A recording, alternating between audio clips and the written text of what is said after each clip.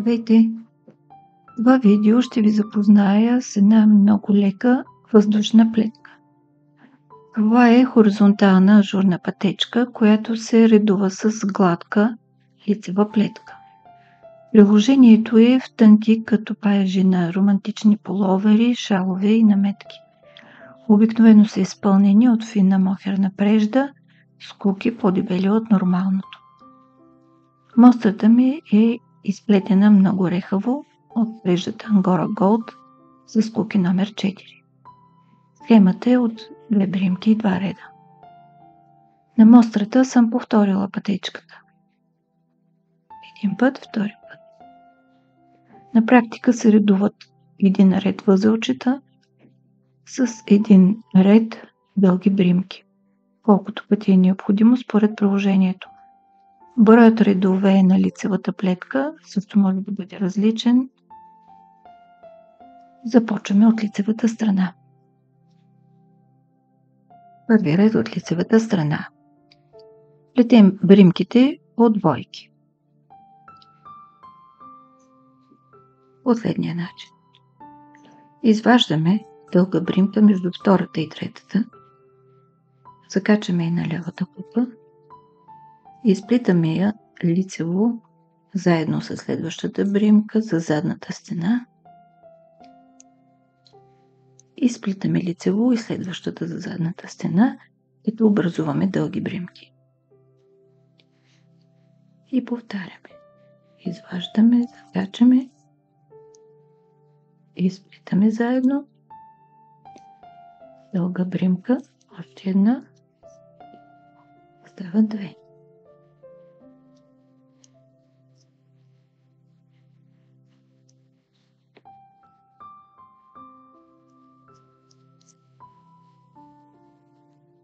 Изваждаме в дълга бримка, закачаме я, изплитаме лицево заедно с следващата за задната стена, образуваме дълга бримка и още една дълга.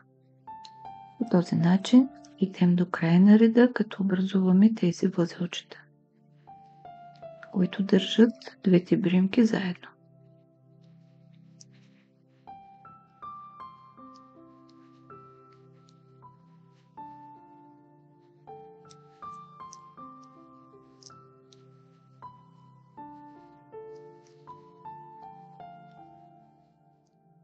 Как след първия ред сме образували дългите бримки и сме ги свързали с възелчета по двойки.